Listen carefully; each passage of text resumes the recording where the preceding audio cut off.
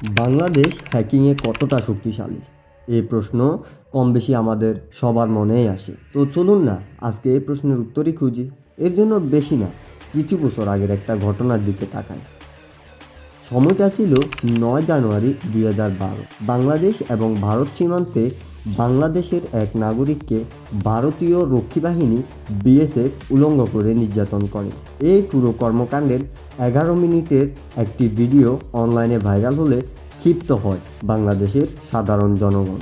এই ঘটনা নিয়ে ওই সময় পত্রপত্রিকা ছাড়াও অনলাইন জগতে এই বিষয় নিয়ে তুমুল আলোচনা সৃষ্টি হয়।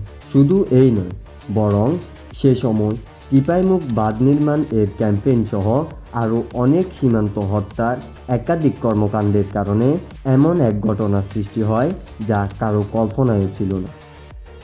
বাংলাদেশের ইতিহাসে নতুন এক যুদ্ধের জন্ম নেয়, যার নাম দেওয়া হয় বাংলাদেশ ভারত সাইবার যুদ্ধ। এতে একে একে যুক্ত হয় পাকিস্তান, ইন্দোনেশিয়া এবং সৌদি আরব সহ আরও অনেক দেশের শ্রেষ্ঠ হ্যাকাররা। এই ঘটনাটি অনলাইন হতে রূপ নেয় বাস্তবে। শুরু হয় ভারতীয় পণ্য বর্জনের ট্রেন্ড। সময়টি ছিল ১০ জানুয়ারি ২০১২। এই দিন শুরু হয় বাংলাদেশ ভারত সাইবার যুদ্ধ। এতে বাংলাদেশের ৩টি হ্যাকার গ্রুপ তাদের নিজেদের ক্ষমতার আত্মপ্রকাশ ঘটায়। এরা হলো Bangladesh cyber army, Bangladesh 𝗕𝓪𝓬𝓽 hackers, expire cyber army. এই ৩টি গ্রুপ যে ভারতের অনলাইন জগৎকে এতটা নাজুক করে দিবে তা কারো কল্পনায়ও ছিল না। এরপর যখন BSF Indian government's department of telecom, Bharat Sanchar Nigam limited এর মতো বড় বড় ওয়েবসাইটগুলো ডাউন হতে শুরু হলে ভারতও একটু নড়ে চড়ে বসে।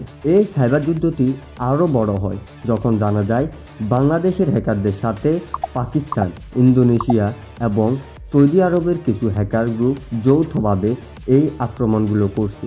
এছাড়া বিশ্বের সবচেয়ে বড় হ্যাকার গ্রুপ অ্যানোনিমাসও বাংলাদেশের হ্যাকারদের সমর্থন করে। এই খবর ভারতীয়দের কাছে সংবাদ শিরোনাম হওয়ার আগেই বাংলাদেশি হ্যাকাররা ভারতের প্রায় ২০,০০০-এরও বেশি ওয়েবসাইট হ্যাক করে।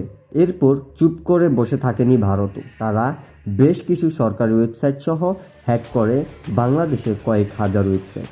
ভারত হতে এই যুদ্ধটিতে অংশ নেয় ভারতের অন্যতম হ্যাকার গ্রুপ ইন্ডিসেল এবং ভারত সাইবার আর্মি। পুরো ঘটনা ঘোলাটে হয় তখনই যখন ভারতের হ্যাকাররা একটি চতুর কৌশলের আশ্রয় নেয়। তারা বাংলাদেশের অনেক ওয়েবসাইট হ্যাক করে নিজেরা, কোনো ক্রেডিট না নিয়ে, বরং বাংলাদেশি হ্যাকারদের উপর পুরো দোষ চাপিয়ে দেয়। তারা বাংলাদেশের অনেক ওয়েবসাইট হ্যাক করে তাতে লিখে রাখে ইটস হ্যাকড বাই 𝗕𝓪𝓬𝓽 টিম। এই অবস্থায় এই যুদ্ধের ইতি টানা ছাড়া বাংলাদেশি হ্যাকারদের আর কিছুই করার থাকে না। সময়টা ছিল ১৫ জানুয়ারি ২০১২। এই দিন এই যুদ্ধের আনুষ্ঠানিক সমাপ্তি ঘোষণা করে 𝗕𝓪𝓬𝓽 টিম। এই যুদ্ধের ফলাফল স্বরূপ ধরা যায় যে বাংলাদেশিরা ভারতকে এই যুদ্ধের মেন রিজনটি ক্লিয়ার করতে সক্ষম হয়েছে। তো এই যুদ্ধ নিয়ে আপনার কিছু জানা থাকলে তা কমেন্ট করুন এবং ভিডিও যদি ভালো লাগে তাহলে ভিডিওতে একটি লাইক করে দিন এবং এই চ্যানেলে আমি শিক্ষণীয় বিষয় নিয়ে কিছু আলোচনা করি। যদি তা দেখতে আগ্রহী হন তাহলে মেক শিওর দ্যাট সাবস্ক্রাইব করেছেন এই চ্যানেলটি। তো আল্লাহ হাফেজ গাইজ, টেক কেয়ার।